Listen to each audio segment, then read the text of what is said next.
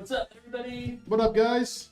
We are back, and today we are building our Legionnaire. Yep.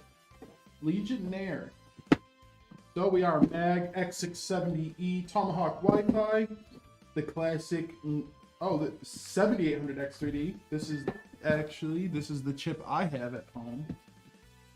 And then pairing that with the RTX 5070 Ti.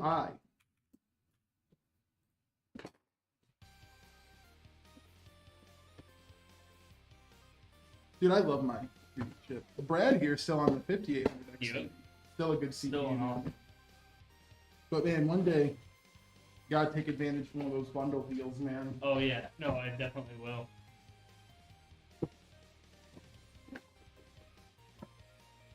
But if I'm not feeling like I need an upgrade, I don't usually upgrade. Nope. The rule of thumb is if you're still having fun, you don't need to upgrade. Yep.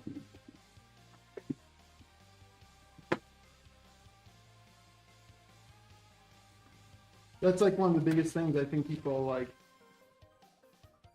My friends, like when my friends, and even when I first built a computer, and like I would say like new, like 15, 16, new to like the big boy PC game, it was like the second you saw the new shiny thing, you wanted it.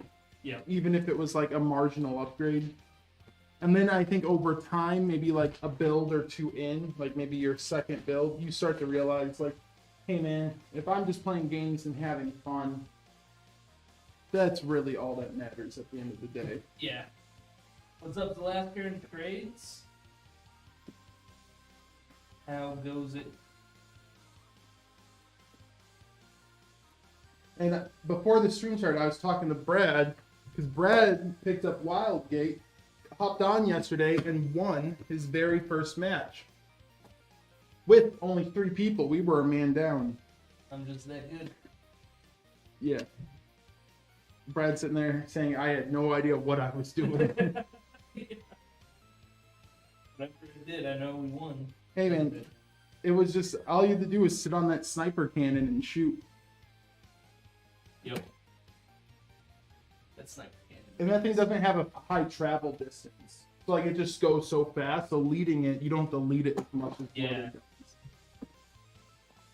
Yeah, it was like one-shotting those little laser cannon things. Yeah. Yep, take out their guns right away. Once they took out their plasma lasers, it was game over. And we just had so much health on them, because they just, that's what I find funny, they probably would have done better if they flew away from us. But I stopped the ship because I wanted to give us that extra time with the sniper. So I stopped the ship and just started backing us up slowly, making, it just take longer. So by the time they got to it, they were like 30 health. Yeah. And it's like at that point, they should have run away. Like they should have run away, got behind rocks, and just like tried to pull us towards them. But they got greedy, they got arrogant. Yeah, 100% that's what they did with all the other ships they destroyed, because they just got real close and just took them out. Yeah, because they had the ram and the plasma gun, so they were Yeah. probably ramming them and then just plasma lasering them down. But the thing is, so that plasma, not the plasma, the battering ram, that big like laser chainsword sticking out, Yeah. that's not a gun, that's a module that you stick on your ship. And what I learned you could do when we did the play testing is you just leave an open front on your ship and you don't put it there. Then right when you get close to them, you install it, so that way they don't see that you have it. Now everyone's gonna fucking do that. I just outed my strat. That's why the same thing with the plasma lasers. I say just lay them in front and swap them out when we need them. Is piloting hard? Is it pretty It's awkward. Yeah. I think I'm not a game designer, but I think I could have come up with a better control scheme. I don't mind. It's like A and D is like turning left and right. Zalasker says that's a common strat. Yeah, I'm sure. Yeah. I think my sarcasm was not played out really well. Oh no, Nick said the sky was blue. Yeah. No, I'm being sarcastic. Like, it's a very common sense thing to do. It's like hide your weapons. Yeah, hide your weapons. Yeah, no, I'm definitely not like a genius in any way. 5700 X3D next upgrade? Someone asks. Yeah, I mean, if you are still on AM4 and you don't want to like spend the money right now to like upgrade to DDR5, upgrade your memory, upgrade your motherboard, the 5700 X3D is still a great chip.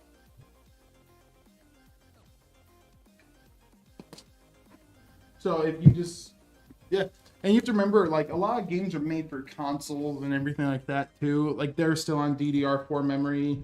Like, DDR5, AM5, sure, they're faster. But, like, again, if you're enjoying your game and having fun, that's all that matters. And so, yeah, if I was, like, just looking to save my money and put that towards games, I would just stay on AM4 and take the 5700 X3D until I just couldn't run games anymore. Yeah, the problem with is it worth upgrading SSD to Gen 4? Yeah, I think Gen 4 is easily worthy of an upgrade. Gen 5 is, if you're just gaming, Gen 5 is a little questionable. Because, like, sure, Gen 4, a lot of drives capped around, like, the 7,500 megabits a second speeds. And, like, Gen 5, you'll see some at, like, 16,000 megabits a second, so, like, double. But in gaming, from what I've seen, it's like a millisecond, 2 millisecond difference.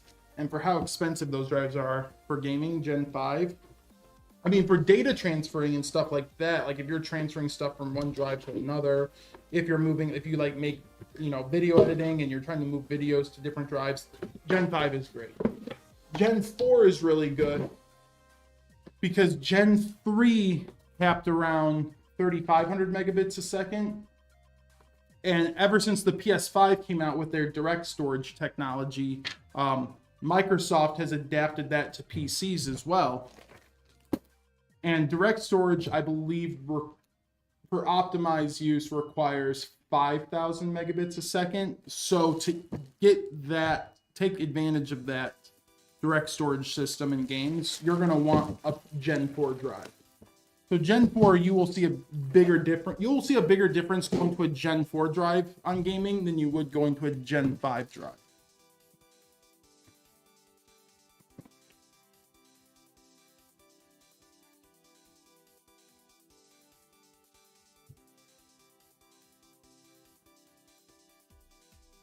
And Gen 4s too, like a lot of them, their prices have gone down. I remember when I finally saved up and I got my 980 Pro, like 2 terabyte, it was like $250. And I was like, oh my God, finally, like a good deal. And now you can get them for like $140.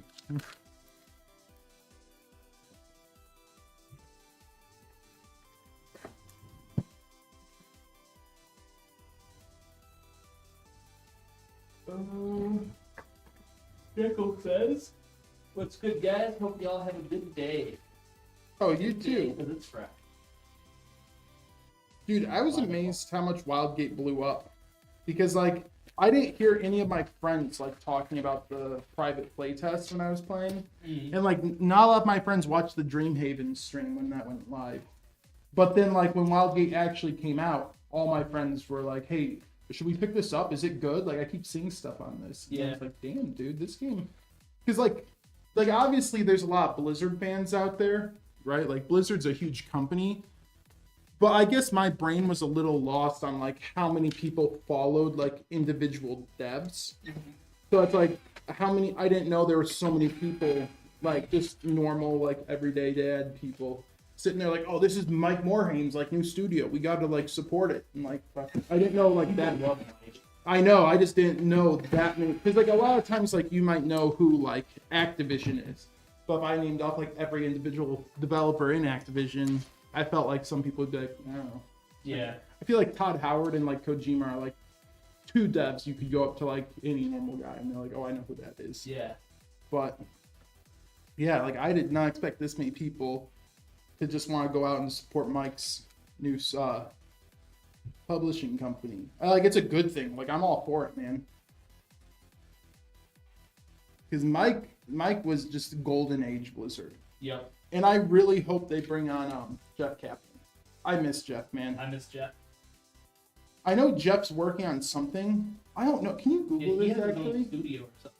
Yeah. Part of me thinks he's gonna make an MMO. What do you think? Because, dude, like everyone who loves WoW, the reason you loved WoW way more back in the day than you do now is because of Jeff Kaplan. Like he made WoW what it was when it came out.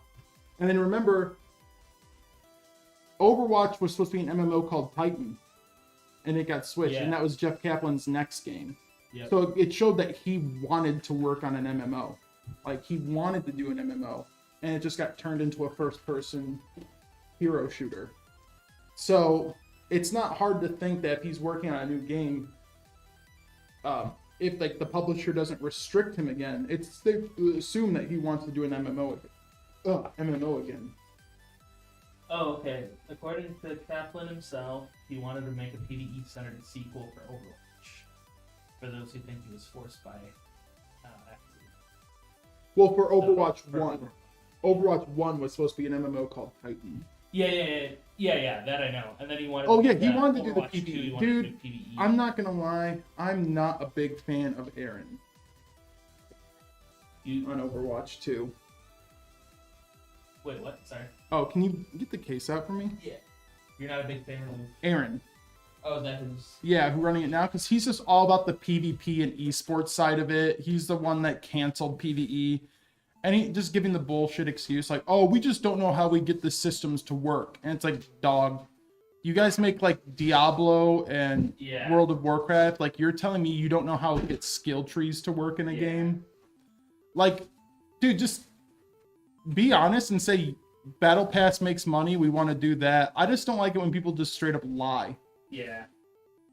Like I'm gonna be mad either way, but at least I can be mad and like respect your honesty than be mad and know that you're just like a liar. Right. So it's like it was like a lesser of two evils moment, but he took the larger of two evils route.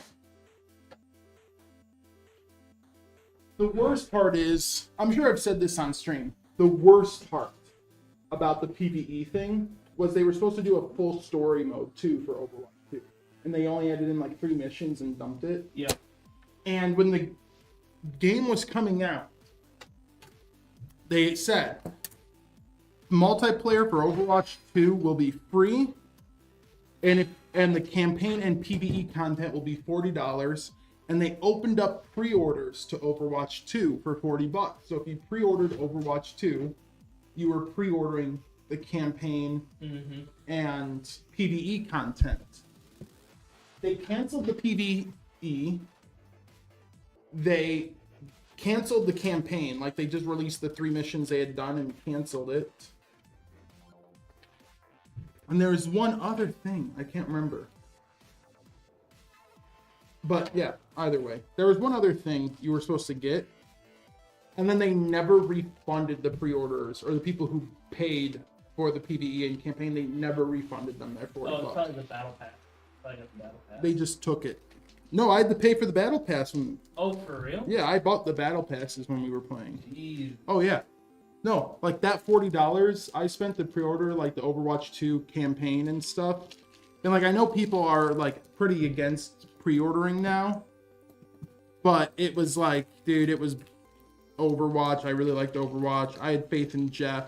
It was Jeff front running it still. And it was after I pre-ordered it that like Jeff left and Aaron took over. I'm just butthurt that I feel like they just stole $40 from me and ran off. Because I got nothing. Like, I feel like if you tell people you're paying for this product and then you cancel that product, you need to refund them money. Yeah. Like, you can't just tell people. I don't even think you should be allowed to swap. Like, you can't say, oh, we're canceling this product, so everyone who spent $40, we'll just give you this. No, because like our money went to this. You know, it's like if you were like, hey, I'm gonna pre-order the new Samsung, and Samsung's like, we're canceling it, but we're not gonna give you money back. We're gonna send you an iPhone instead. Yeah. You know, and you're like, but that's not what I. Yeah, like it'd be cool if they gave you a choice. Like, We could either refund the money or give you this. Hold on, I have to run to my desk real fast because I need the hex cap for stand-ups. Cool. Do y'all do a lot of custom builds on stream? Kind of cool. Yeah, we used to. We're kind of we're stepping back away from that a little bit. We're still gonna stream customer builds, but it just won't be 3 days a week anymore. But yeah, that's mostly what we do. Stream. What's up, Angelic Angel? How's it going? And what's up, Ruru?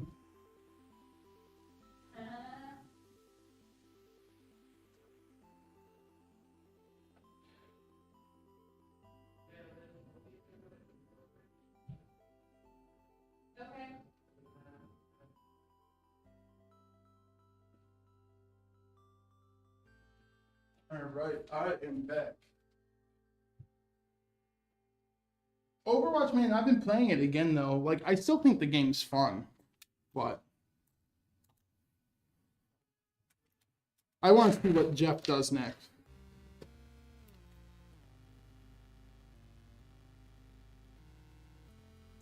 It's Blizzard. All the original founders left the company. There's no soul in it anymore. Morheim's back, though. Well, he's back at Dreamhaven. He's Mike? Yeah. Yeah, he's doing Dreamhaven. Yeah, but he's back with Blizzard, though. He's doing story for WoW. I thought that was just Chris came back. Metzen. Oh, yeah, you're right. Yeah. Chris, you know, he loves the world. I know he still played WoW. But, dude, he was mostly, like, the art direction guy. Like, I feel like he's more of his... I don't know the correct wording I should use. I guess soft.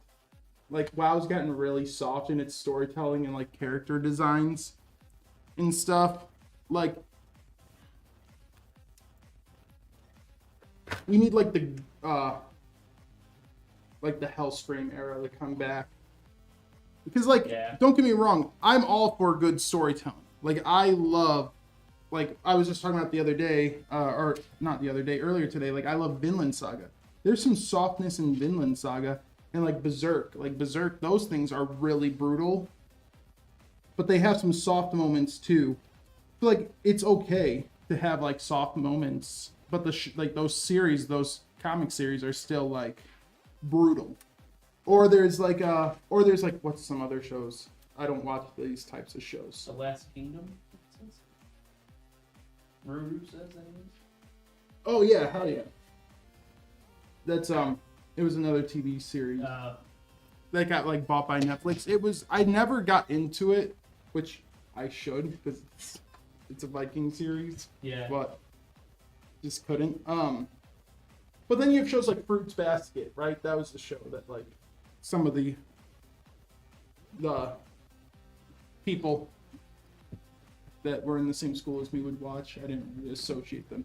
And that show was just, I saw that show and I was like, there were some words I had for it that I'm like, I'm not watching that. Okay. I think it's fine. What I think is fine is to have different, I'm trying to think of the wording. I think it's fine to have different storytelling, different themes across the world. Like, I think someone should be able to watch... John Wick. And I think someone should be able to watch Blue's Clues. But what I think is just inherently wrong to do is to put Blue's Clues in John Wick to pull a different audience. That I think's wrong, and I think that's what WoW did. Is they're like, no, like, WoW, I just want to see, you know, like people chopping heads off and fucking screaming and, you know, like Varian was freaking sick. Like, I just...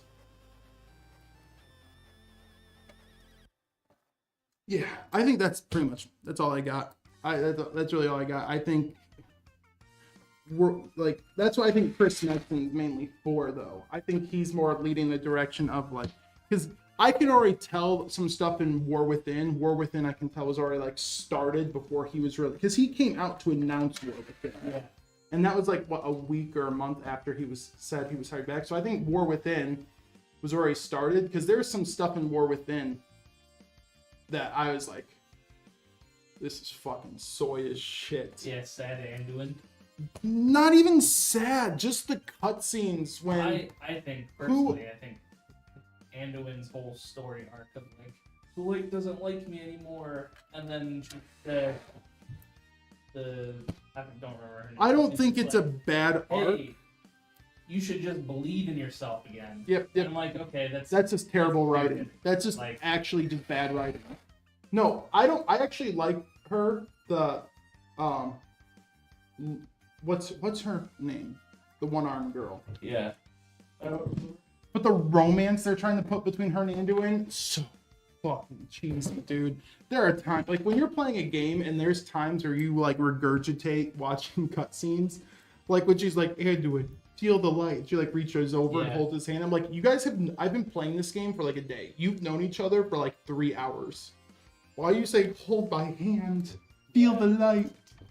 And I'm just like, dude, I would this... just, yeah, like some of those story points are just like, And you just sit there and you're like, don't get me wrong, this isn't bad writing. I mean, it's bad writing for WoW. Like, yeah, that inherently, if someone wants that type of story, it's fine. Like, it's fine. Make a different series where people talk like that. Don't put that in Warcraft. yeah. Like, it's just, oh my god. Like, some of those scenes, man, you hear it. I think they started going more soft. Like, what, like, dude, After imagine they if, like, decided they didn't want to have the Horde and Alliance fighting each other. Like, anymore. imagine, like, if the WoW writing team wrote this. I just saw some guy said Game of Thrones, Mhm. and it's like, dude, what if, like, the WoW team wrote Game of Thrones, and you just heard something just banged, Yeah, they're and you just heard, like, oh, guys, Joffrey's just a little misunderstood and upset. Like, we have to understand how Joffrey's feeling inside, and it's like, fuck off, dude. yeah, Like, imagine if WoW wrote Game of Thrones, that's what it would turn into. yeah. Oh god, no, dude. The wildlings would sit there and be like, maybe if we just went up the wall and explained to them that we're good people, we're just looking for they'll just let us in. You know, like they'll just, we'll just walk up to the wall and politely speak to them, and it's like, nah, dude. I would shut that shit off so fast. What's up, Snip and Hammer? I did get your email, and I am going to respond today, Snippin. So I guess I know a lot of our viewers, at least people who come in here watch anime, because we've talked about anime before. So I think this is the best example, because one of the most hated writing elements in anime is called power of friendship, and that's what WoW has turned into, is power of friendship. Yep. And it is one of the most memed on, laughing stock like writing styles. And that's all WoW has turned into, is that power of friendship. Guys, if we just believe in each other, our bond will see us through and we'll win this fight. And it's like, dog. That was the most annoying thing about fucking Naruto. The English dub. Like, that was mistranslated though. I'll give Naruto benefit of the doubt. Oh yeah, the Japanese one. Like is funny. the original Shippuden, the dub got better. But yeah, the OG Naruto series, the dub was really bad. There was the whole believe it thing that doesn't exist. Yeah, I know. It was supposed to be like, or something like that. Like it's just like a common saying. Yep. Like how people say like a. Yep. Like it was just like. No, I think the word. Well, they couldn't make Naruto Canadian. That would be weird. Dude, you're telling me Alberta Naruto wouldn't be fucking rock solid, dude. Oh, big shoots, huh, Payne? I'm fucking. The Rasengan now, bud. Naruto just shows up, dude. Like, I'm fucking 6 beers in, bro. I'm fucking schwacked. Just like rolls up the pizza. Dude, that would be better. Pulls up, yeah, dude. Oh, you think you got fucking pain, bud? You're fucking 10-5, bud. Straight up some My Hero Academia shit. Yeah, My Hero is like, I actually like My Hero Academia. That is the weebiest show I'll watch. I think on my Smart loves it. radar, I can't. I think the first 2 episodes are some of the best episodes for like a character's backstory. But then I think there are points where My Hero, you're just like, oh, dude, don't do this. And then there are points where you're like, this is epic. Yeah. Like, where the show is now, I haven't watched the show. I haven't finished season 7 because I just started reading ahead. But like, where they're at with the final fight, there's some shit that happens. Like, people just fucking die. And you're like, there we go. There we go. I love MHA reading the manga right now, but it's 100% the most weeb show.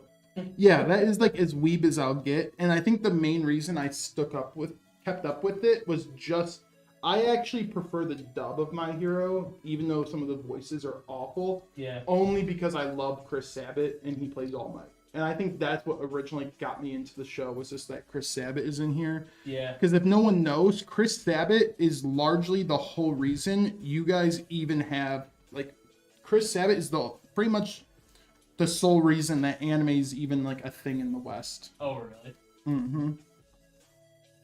He founded Funimation, and like he started the dubbing of Dragon Ball and all that. And he started, like, dude, if you look at the original Dragon Ball Z cast, he played like 50+% of the characters. Mm-hmm. Like he played Yamcha, Piccolo, Tien, Vegeta. Like because their staff was so small, he had to play everyone. And then Dragon Ball blew up, and because of Dragon Ball blowing up in the US, that's when other shows could have made it to the US. So like Chris Sabat is pretty much the reason the West can enjoy.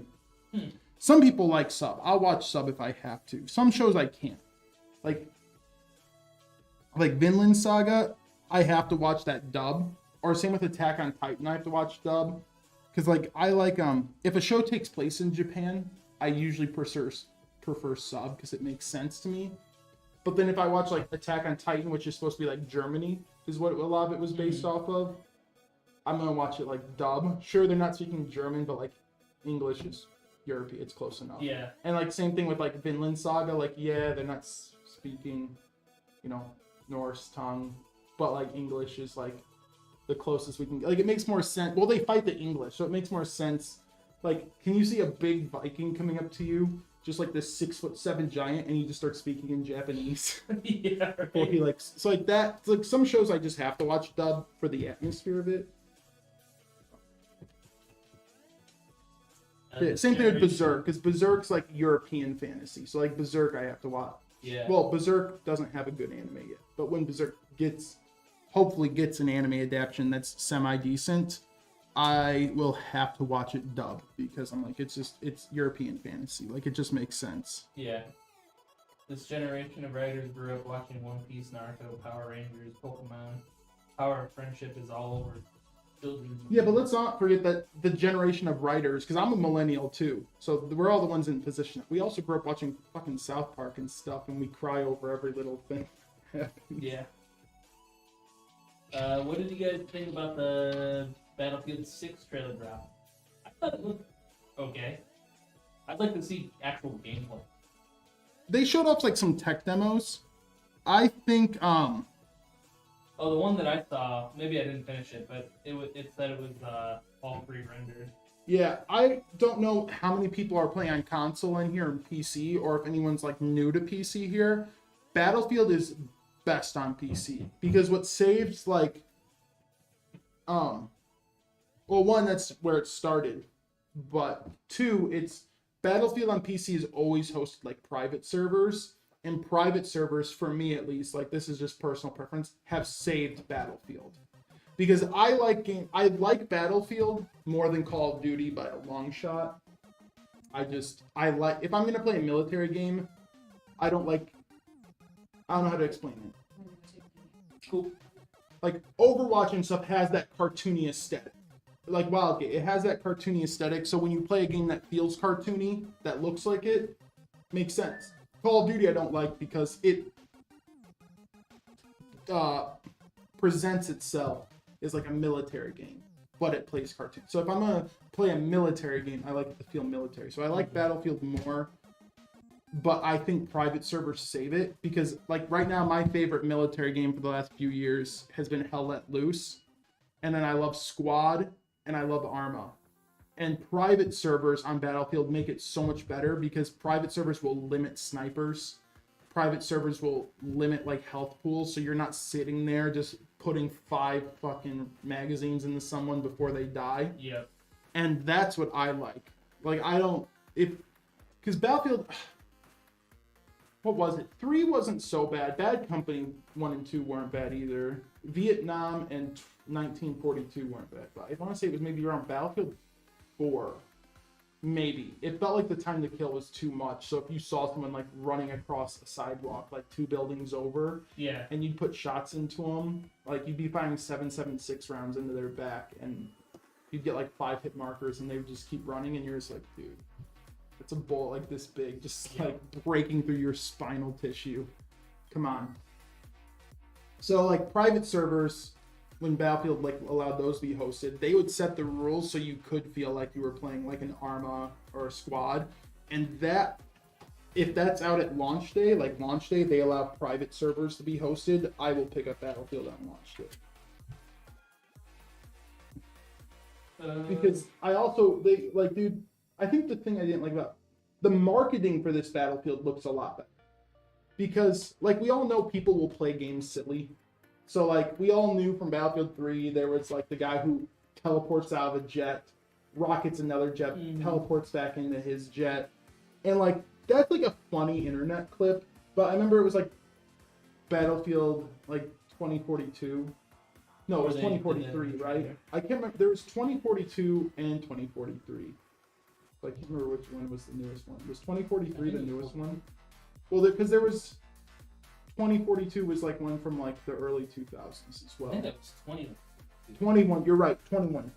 Okay. I think it was 2042. But when they like made the trailer for the newest game, and I saw in the trailer, you see like Black Ops units sneaking in, putting C4 on ATVs and throwing it in the tanks and actually doing the jet move in trailers, it sets a tone for the game.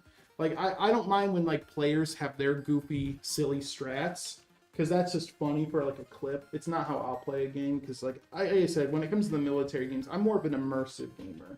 I like to feel immersed in the situation. But it's, like, one thing for it to be a silly play to, like, a developer setting the tone that that's what they want their game to be. That's what they want their game to feel like. And I feel like a lot of developers lately, especially in the AAA market, they set their games up to where you know you're playing a video game, if that makes sense. Like, you sit here and you know you're playing a game versus, like, feeling an experience. Like, you're actually, like, you know, like, in the old days where you would just lose track of time because you just get so immersed in the world. Yeah. Or, like, a player character would die and you would actually be like, oh, fuck, man. Like, I remember when Dom died, I was like, oh, fuck. Who am I going to play as now? That's who I played as for the last, like, 7 years. And now it's like a game. Like, it's like you just know you're playing a game. Nothing takes itself too seriously. And I will say from the trailer of this Battlefield, they at least made it look like, tone-wise, they're trying to make the tone of the game more serious. Mm-hmm. And that I'll commend them on. Also, is DICE gone? I don't know. Because if you looked at the game, it said Battlefield Studios, not DICE. Oh, I wonder if they closed down DICE then. I love Battlefield. Remember when Eric died and I don't got a main heal anymore? Yeah, dude, taking time to level up Aerith and she just fucking dies on you? Oh my god. Yep. I'm gonna be honest, I didn't really care for Aerith. Dude, Brad and I talked about this on stream too. I don't like Cloud. I liked Seven's storyline, but I didn't like too many of the characters. Yeah. So when Aerith died, it was really... I like Vincent. Vincent's cool, even though his whole purpose is just to, like, interrupt you and just fucking get in your way half the time. But, man. Yeah, like I said, I just want private servers. Private servers also will let you have more players, because Battlefield does normally 32 on 32. Cool. Let you know. Battlefield's usually 32 on 32. Sometimes with private servers, you could go above that. So I just want private. Isn't it usually 64? 64, yes. private servers would let you go above. like 128 or whatever. Yeah, so I hope that private servers, I hope, are just you can rent them on day one, so I can join on private servers. Do you remember that game? I think it was for PS3. It was called Mad? Mad. 256 players. Yeah, that game. I always wanted It was to play that such a game. cool idea. The gameplay wasn't the best, but the idea behind it. The idea was. And then so it kind of cool. transferred over, because that was Sony Online Entertainment. That kind of transferred over to Planet Side. Oh, And so did it? Planet Side kind of feels like it's sci-fi, but that it kind of plays like it's the new mag. The tech wasn't ready back then. Now, no, it wasn't. I remember I was so excited for that game. I never picked it up because I was in college and I didn't bring my PS3 or any consoles with me. So I never got a chance to play it. But it always looked cool, sounded cool. I played a bit of Planet Side 2. It was decent. Yeah, like it's another game where it's a cool idea, but I don't like the gameplay of Planet Side 2. Like just the moving and shooting, not a fan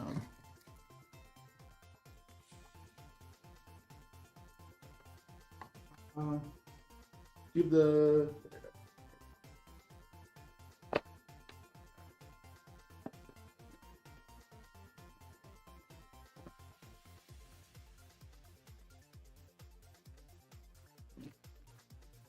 Yeah, I wish Hell Let Loose would update private servers to let people do like 100 versus 100 instead of 50 on 50. I mean, you still get some intense moments in that game,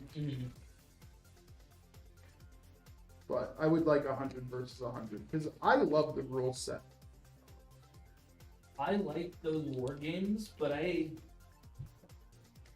hate that it's like a deathmatch. I wish it was more like Counter-Strike, just large scale Counter-Strike. Because I feel like people would play longer. Counter-Strike is just a deathmatch, though. What's that? Like it's just you versus one team, and you just. Well, yeah, but you don't respawn. Oh. They call it arena. It's an arena. Yeah, but type the only problem I see with that is because of how big those maps are. When you're on like the last two people alive, you're just running through. Dude, those maps can be like 3 kilometers long. game. Oh yeah. You're just like running. I know it's not like realistic, but I feel like having that kind of game where you slow down the pace a little bit, kind of like Sandstorm Insurgency or something, Oh, Insurgency's awesome. where the maps are a little bigger, you have bigger squads, it's more tactical. Like I like that. You have to be. It's pretty tactical on Hell Let Loose. Oh yeah, The way like you set up your nodes and everything, like you have to be really smart with that. You have to be smart with your flank tactics and communicating with the other squads. But and they also have it where I feel you like can they don't incentivize communication. squad Hell Let Loose. Yeah, No, you only win with communication. I mean I've only played that. Yeah, you have to. That game, you have to have communication because how it works is when you're in a squad, you can talk in proximity chat or squad chat. If you're an officer who's the squad leader, you can talk to your squad proximity and you have officer chat. So you can talk to all other officers. And then there's commander. And the commander is the one that tells each company where to go. They tell which units. They tell the units where to go. They tell you where to set up nodes. The officer will tell the units where they want garrisons and stuff, which is like your spawn points. And so you need a good commander to communicate down. It's like there is like a chain of command in Hell Let Loose. Like they actually built in a chain of command system because you might start a squad and let's say you're able unit. And there's a bunch of units, but you're able, and he might say, hey, able unit, like, can you guys, like, take an east flank, put up a Gary in this quadrant?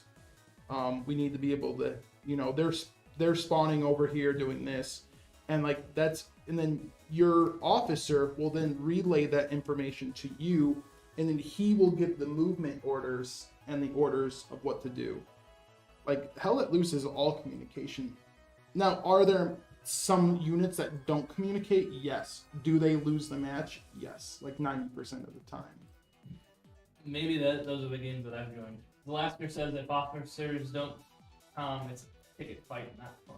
Yeah, that's Yeah. been my experience. Yeah, like dude, when I play Hell Let Loose, everyone's always talking. You just have to find like everyone has like their kind of. Hell Let Loose has like a community to it, so like you pick the server you like, and when you play on the server you like, people stick with their server. So I have like 2 servers that I love, and I always play on one of those 2, depending on what the queue is on each. And it's always like I'll run into the same players multiple times. I don't have to add them. And dude, everyone on the servers I play on talk. Alright, maybe I'll download it again. Yeah, I got it for free somewhere. I think it's on Game Pass. Yeah, I know it's on Game Pass, and I think it was on Epic. But free 1 year. Yeah, dude, that game, like, you need. Someone in chat said, yeah, like if your officers aren't communicating and setting up strats, and it's like literally where you place the nodes matter. Like I've seen some people set up some shit Garys. So like when you take over a point, you take out 2 rows, and if you have Garys there, when it gets taken over, they get shut down. So like you see some people who put 3 Garys in the red zone, and I'll sit there like, Commander, why are we putting Garys here? And then if we lose the point, those Garys disappear, and then we have to spawn all the way back and run all the way up because we didn't have something just on the edge of a quadrant to be able to make a push back. And like you'll have teams that will like actually flank enemy garrisons and just hunt down enemy garrisons. And dude, yeah, like I could go on forever, Brad. Like that game needs communication, especially like I played armor unit for quite a while, and like when you're tanking, like you have to talk. Like the enemy team, so commanders can actually put like you can put markers on the map if you're an officer, and you can put markers on the map for the whole match to see. So you want to call out, hey, like there's a tank here, hey, you know, units spawning here, hey, there's a garrison here. And tanks, when you play tank class, it's not like Battlefield where you just hop in a tank and you can just solo a tank. You can just hop in, drive around, gun. No, you have one person driving, one person gunning, and one person spotting. And so you have to have a spotter communicate like where they see infantry or tanks. You have to have the driver being able to navigate and the gunner being able to aim and shoot, and you all can have just like on that alone. And then you have to talk to the other officer units because they will call out where tanks are. They will call out the direction the tank is facing, so that way you know which direction it's facing, and you can find a route to go in and get behind it because that's the weak spot. I feel like communication is like the end all be all at the end of the day. And it has one of the best communities, dude. I love, because I'll play medic, like that's the class I play the most, and I love just seeing like MG fire go off and like 20 people in front of me just get dropped, and you just hear people on the ground like in voice chat, medic! And they're just like fucking screaming. Like they have Utah Beach on that, and I don't know how many times I've been sitting on the beach and I just hear people screaming medic. And you're just crawling around with like artillery fire landing all over you.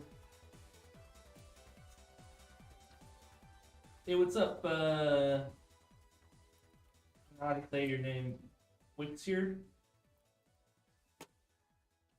But On YouTube? I think Battlefield, obviously it's modern day, but when I'm thinking about it, it's like the feel. For me, it has to beat the feel. Not in terms of gameplay, but I guess the emotional feel of Hell Let Loose to be something I'll play. Because there's just something about Hell Let Loose and like Squad, like you feel so much more like it's a survival game too, rather than just a game to shoot. Like when you're like sitting, like some maps are straight up trench warfare. So when you're like sitting in trenches and like if you climb up, it's like you're paranoid to do anything. Because if you even like get out of a crouch, you might just fall over, like take a hit from a bullet you never even heard. And then when you see those artillery fire or the airstrike fire come in, the smoke effects on that game are so photorealistic. And when you just see the line of smoke coming towards you on the trench, and then that last bomb might go off like 10 feet in front of you and you'll just survive. It is like terrifying. Like and it's like, so it's like that feel. Like I feel like Battlefield needs to capture that atmosphere for me. Like where it's like, dude, I'm actually like terrified. Because it's like, because like Battlefield, sometimes you can like dick around. Because you're like, hey, dude, I'm gonna go like try fucking with this guy. Yeah. Just stay behind cover because I'll just spawn in on you if I die. Like there's no spawn in on your team. Yeah. So you have to spawn at garrison or an outpost. And so it's just and sometimes like you finally make a good push and you're out, like you spawn at your outpost, you make a good push and you just see MG fire and you're just terrified because you're like, man, I don't want to make this hike again.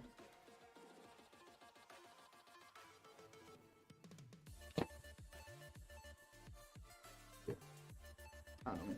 I love that game. That and like, I don't think it needs to be better than Arma because Arma is just like a gold standard for milsim, and that's like too hardcore for like I think Battlefield's audience. Mm-hmm.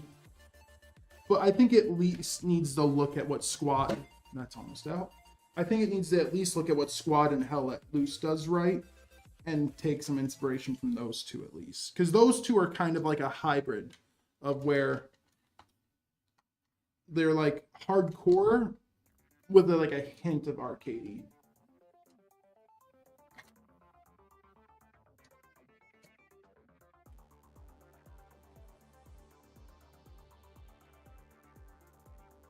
But yeah, I haven't played Hell Let Loose. Like I played it for like probably 2 years. Yeah. Took a break for about a year and then just hopped on this last week for the fun of it. And I'm just like, dude, it's like going back home. Except your home is on fire. Everything's being blown up.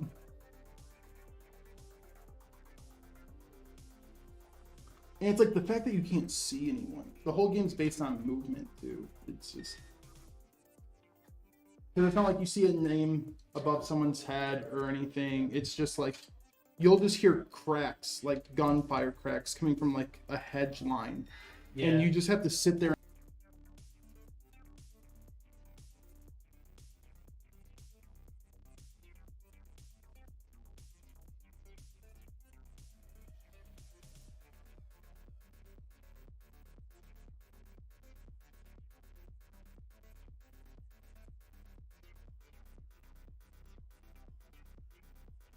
You just shoot.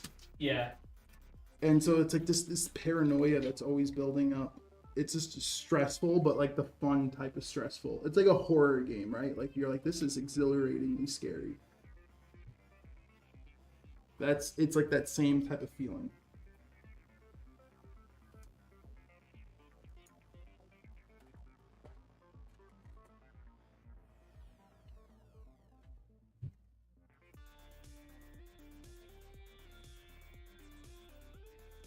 No, I'm not.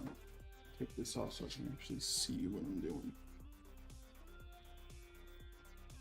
And I'm also, the last thing I'll say on it is I'm also biased to World War II. I love World War II. Yeah. I just don't care, like, the modern war stuff, I never got bored of World War II. I just don't care about having, like, scopes and sights on my guns. I like just having an old, like, wood bolt-action rifle, no iron. There's more of also, like, a human thing to it. Like, it feels more like it's you. It's not the tools you're carrying. It's just you out. It feels more perilous. Yeah. And I like that. For a game, not in real life. Very sad. But for a game.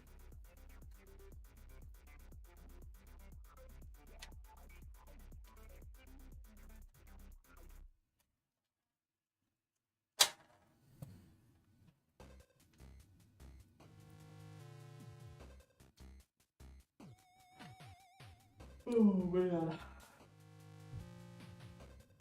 But I do wish the studio that did Hell Let Loose would make like a Vietnam or something game as well. That's one era that we don't really get much games. We still have Wow. Rising Storm. Is really big. But I can't think of like Call of Duty. I don't think They did with Black Ops 1. Oh, did they? Yeah, but it didn't really feel like Vietnam because you weren't in the jungle. You were more in like the open fields. Yeah. Like they didn't have the jungle warfare. I never messed with. I don't. Know. Yeah, same. I Again, I don't like the deathmatch, the respawn. In I battle, much prefer like arena shooters.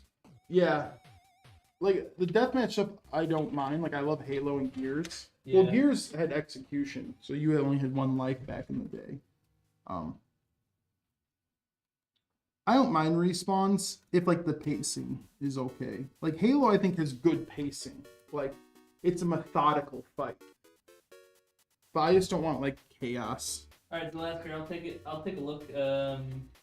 And you have a great weekend too. Thanks for stopping by, dude. I feel like, dude, I'm not a genius, but I feel like I could solve all of Call of Duty's problems in like a week and bring the game back to its glory days. And again, I'm not a game developer. I'm just very arrogant. Yeah. I'm like, dude, half the movement speed. Take the movement speed, half it. Or even like, or if you're carrying like a heavy ass gun, like an MG, you run like a fucking, like just slow. Half the speed. Lower the TTK back to like Call of Duty 4 days. Take away diving and sliding. Just remove that entirely. And then with the movement speed, by fixing that, you also fix a lot of the spawning issues. Because the reason there's so much spawning issues on Call of Duty is everyone's running around so fast, the spawns are always covered by something. So just like slow it down by like half speed. I think that's the biggest thing. Lower the jumping height. I feel like one thing I feel like sad about Call of Duty, like one of the weirdest things to me, is that I don't think it was a perfect game by any means. Mm-hmm. But I feel like 2019 Modern Warfare was a step in the right direction. It was like a tiptoe in the right direction of where they should go. And then for some reason, and it was loved, dude. Like even like people were praising 2019. And then for some reason, they just completely backstepped it. They just completely backtracked and went the opposite way with Modern Warfare 2 and then on.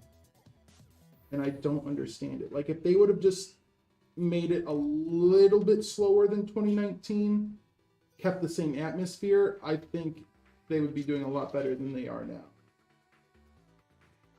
At least in the eyes of fans.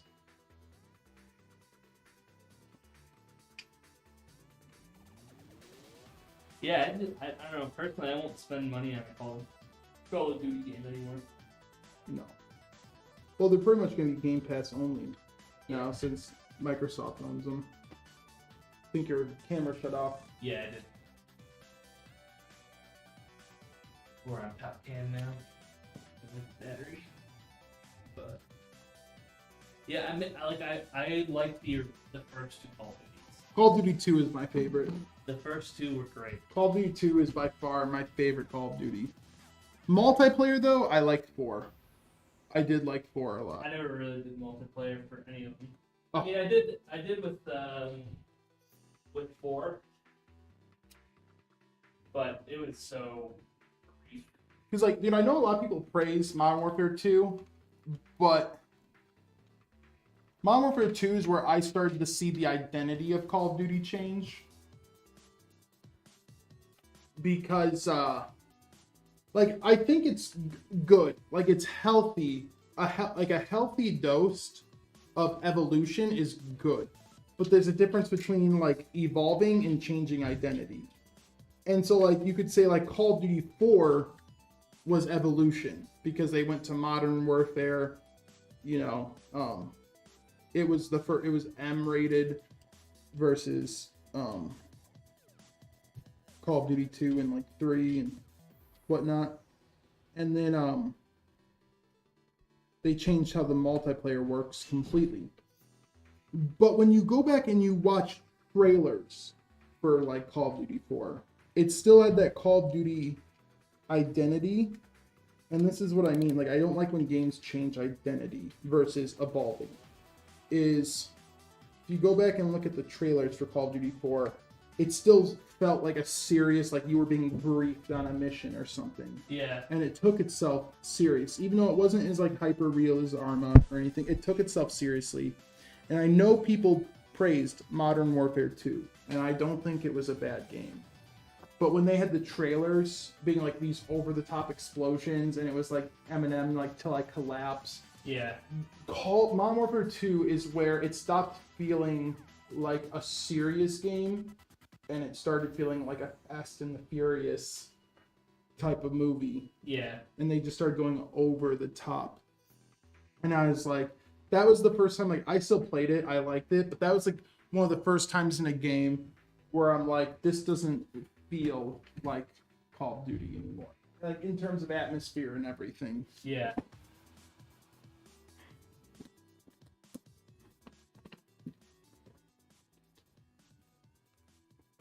So, like, I think World at War I thought was good. I didn't like the multiplayer for World at War, but I loved the campaign. I feel like World at War was the last great Call of Duty. Haven't played that one. Oh, dude, the campaign was actually really good. I didn't like the multiplayer just because I'm a big World War II guy, and I just didn't like that you'd run around with like a Thompson and a round drum and a freaking aperture sight on it with a suppressor, and you're like, dude, go. Like, we didn't really do that, man. And so I didn't really feel immersed in the multiplayer. But the single player was great. And I still think World at War had my favorite zombies. Because it was just cool and fresh at the time. But then, like, when, like, Black Ops 1 and stuff came out, it's like, they're fun. Like, I think they're a fun side mode. But if you, like, said, hey, Nick, like, we're going to hop on Call of Duty Zombies, I would always sit there and be like, how about we play Left 4 Dead or Killing Floor? Because it's like, if I was going to play, like, a zombie co-op thing, I would rather have played Left 4 Dead or Killing Floor. But World at War, I just liked how simple it was too, man. I loved how simple, because I like zombies as like a side mode.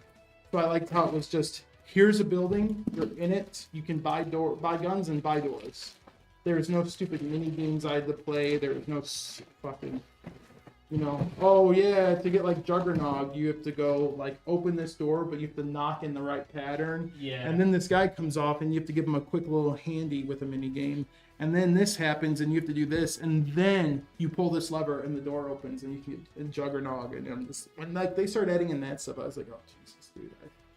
Yeah, like I'm not here for that. Easter eggs were cool, but they weren't Easter eggs. No, they were like you had to do it to like progress. Yeah, which is, I don't know. Like I remember there was I liked the idea of zombies, but I liked it when in Cold War when it was the huge maps. Oh, I couldn't play Cold War. I liked zombies in Cold War. See, That's all I played. I think the last time I actually played zombies, like I've played the Black Ops 6 zombies, but like I just turned my brain off and I was like pointing and shooting. I was not communicating with my buddies at all. I just wasn't mentally there. That's just kind of how I am with Call of Duty, I've noticed. Is Call of Duty, I can turn my brain off. I can go full Oonga Boonga, Homo sapien, Neanderthalic brain, and still do like top 3 on the board. Yeah.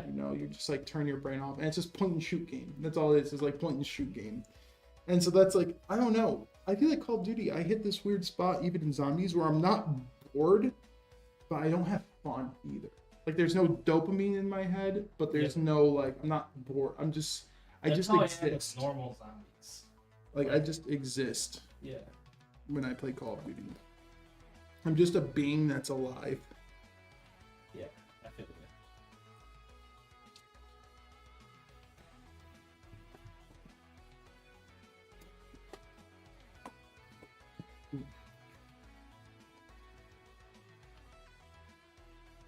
Yeah, I think zombies, I don't know.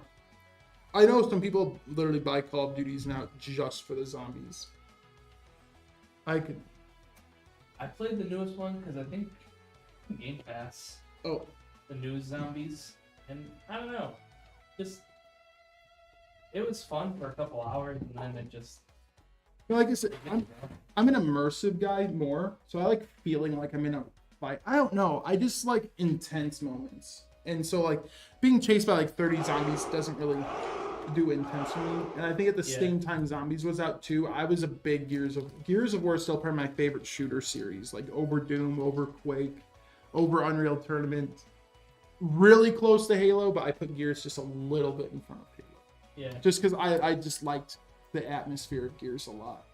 The grim, dark sci-fi. Mm-hmm. And like it had the horde mode. And I thought horde mode, like playing horde mode on hardcore or insane was so much more fun to me than zombies. Because it was just cool to be in cover. You have you're on a boss wave. So you have freaking a bromog like just raining fire over you. It's on insane. So if like you peek once, you're dead. You have drones flying in, bullets are just flying over your head, and you're just in cover, like praying for your buddy to spawn ammo at the fabricator for you, and you're just blind firing over like sandbags. Like to me, that like I sat there and like that's like a holy shit experience for me. I'm like, Jesus, dude. We're about to die. It's like that feeling of, dude, we're about to fucking die, and like just trying to struggle through. I love that when I play shooters. Yeah. That feeling of like hopelessness. And like Gears 2 horde mode, yeah, I even liked, man. 3 is when they brought in like cooler bosses and stuff, and they brought in, you could actually build turrets and fences. Mm-hmm. But man, like every Gears horde, I loved it. And then Halo's Firefight I thought was okay. I liked it more in ODST than Reach, but what in the world?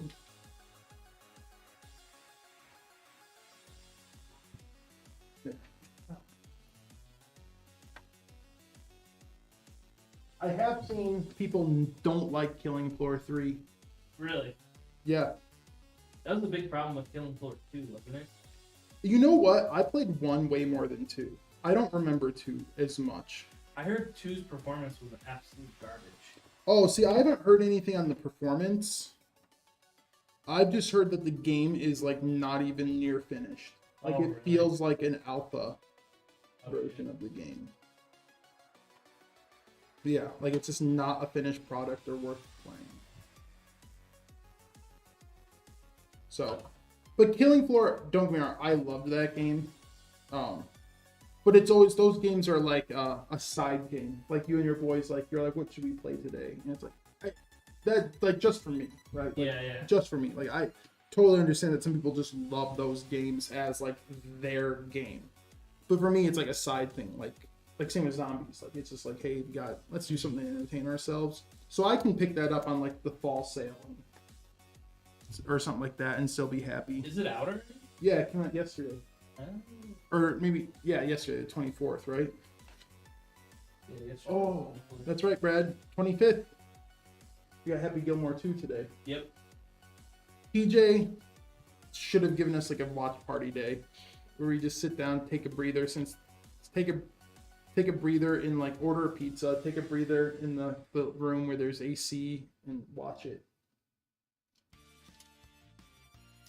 That would have been a good Friday.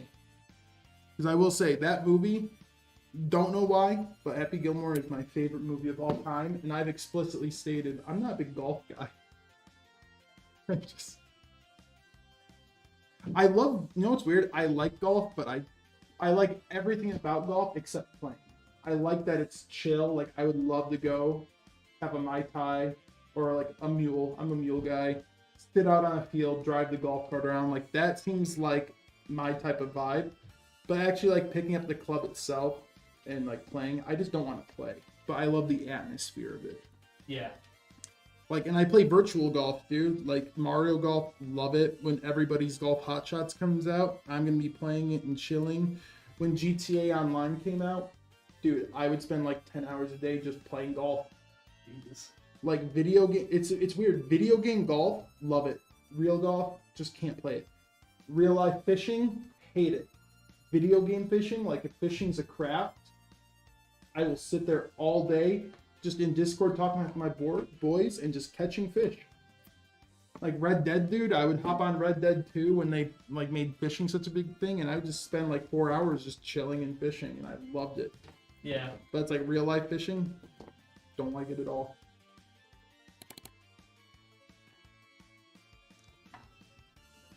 Yeah, golf is fun to play for me for like maybe 4 or 5 holes, and then after that I'm done. Now, mini golf, I will fuck up. I love mini golf. Yeah, like I will play mini golf.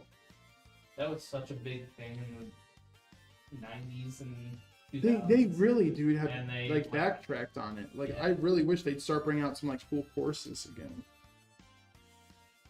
There was one right by my house where it was indoors, but it was all black light. Everything, they had no normal lights. It was all black light, so they had all the like UV paints, and the Yeah. balls were UV, so it just glowed. Everything glowed. It was so. Yeah. Like you said, it's one of those things where I don't hate golf either. Like I will never shit on it. Ever. It's like I love everything about it. I love it. If I had to play a sport, it would probably be it. I just don't want to play it. It's just like I don't know what it is. I just don't want to sit. I can't sit in the sun. I'm just too ginger. Everyone at work has seen clearly this week that like my body does not handle the heat at all. I tell everyone dude, I was feeling like nauseous the last 2 days. Like nauseous, dizzy, fucking just like sick. Like I actually thought I was gonna puke from the heat. And like it was only like 90 degrees, right? Like some people live in like I can't, my body just doesn't do heat. But if like we opened the door in the middle of a blizzard, I could wear a t-shirt and shorts in like negative 10 degree weather and you wouldn't hear a peep out of me. Yeah. It's just the heat. I'm like a little bitch in the heat. But yeah, like I just can't play golf. But I want to. It's one of those things like I want to get into it because I love everything about it. Just can't do it. And that's all. Icky Sicky says, "What's the point of buying a PC from you if we could just build it ourselves?" Some people just don't want to build a PC, man. I don't have a deep answer for that one. Yeah. It's like a car, right? Like, you know, there are mechanics out there. Like some people can just work on their own car. Some people will do their own oil change, and some people like me are like, fuck that, I'm just gonna drive in, I'll pay the $50 to have someone else change my oil. It's kind of like that same thing. Like it's like, think of it like a car mechanic. Like some people, you have all the freedom in the world to work on your own car and, you know, fix your own brakes and do all that. Some people just don't care. Like some people just don't care about building a car or fixing a car on their own. And the same thing about PCs. Like some people just don't want to be a computer mechanic. They just want to be able to plug it into the wall and play it. Because it was like the same thing with consoles. Like people buy consoles, but like consoles kind of are the same. Like you can open up a console and fix it. Like I've re-thermal pasted my Switch before. I think I did it here. I re-thermal paste this, took it apart, like, but some people just, they don't want to do that. They'll just be like, oh, my Switch broke, I'll buy a new one. And if you tell them like you can just open it up, re-thermal paste it, they'll just be like, nah. Yeah. I don't care. So that's about it. Like, you know, some people just don't want to be like the maintenance man. Yeah. For their hobby, you know. It's like building PCs is a hobby, right? So it's like some people's hobby is just playing games, where some people's hobby is building computers and playing. How much profit do you make from one, 200 to 300? I am not in the sales team at all. I'm a tech, so that is not a question I could even actually answer.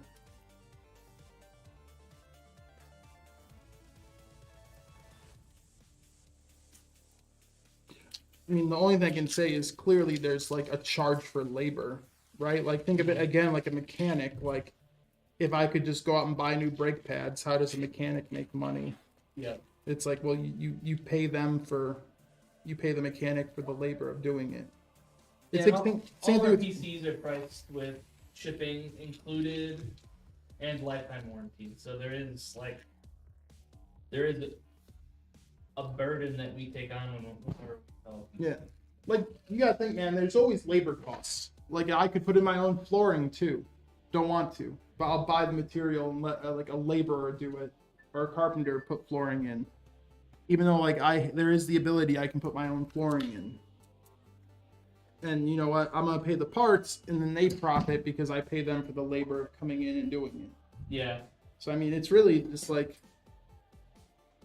like building PCs and not building PCs, it's all the same mindset as, like I said, like a plumber, mechanic, a carpenter, labor worker. Like this is all stuff anyone could just do on their own if they wanted to. Yeah, Twitter accounts up.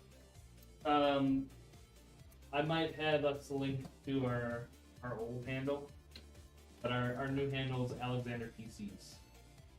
I think the old one was like Alexander Custom. There you go. Mind if I get your signature? Oh yeah, sure. Sorry, I didn't hear you. No, no worries.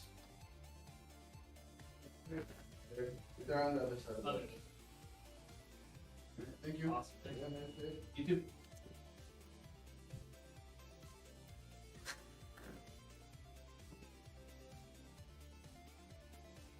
Is our Twitter account running? It says it's deleted. Yeah, it's right. I might have the old handle linked or something.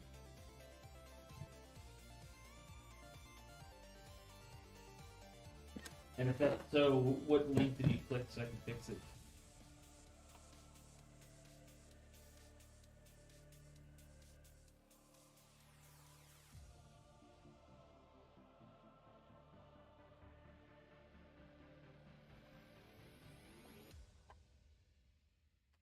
On YouTube, okay. Yeah, I'll fix that.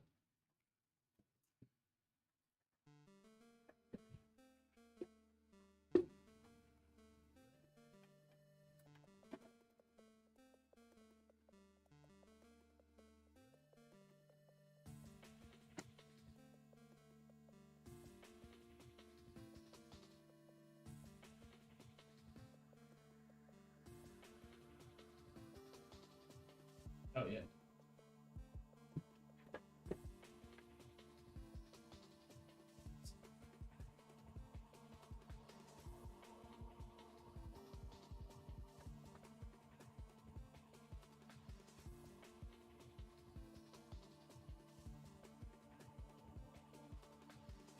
Do you ship to India? Right now, we do not ship outside of the U.S. Unless you're like on a U.S. military base with a postal code. But otherwise, we don't ship outside of the U.S. right now. It's way too expensive to ship.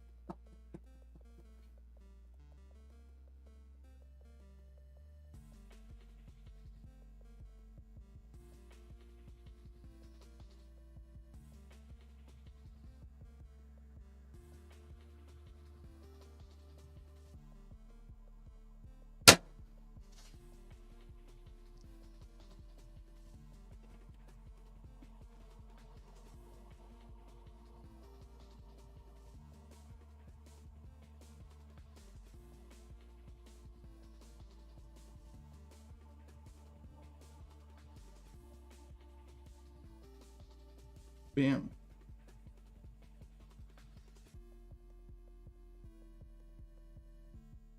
Oh. I just realized when I take it back to the program, I have to plug in the digital display. It's like dude, I don't know why. They'll have all the cables loose, but then that digital display one, they like tuck it way back here and zip tie it.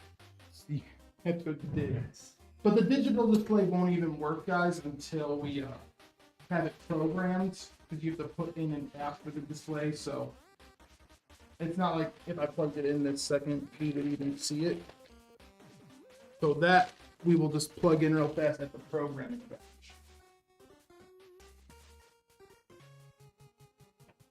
But everything is powered on. Let me go ahead and rotate it. And it is going to look a little foggy and stuff just because the cellophane and peel are still on the glass.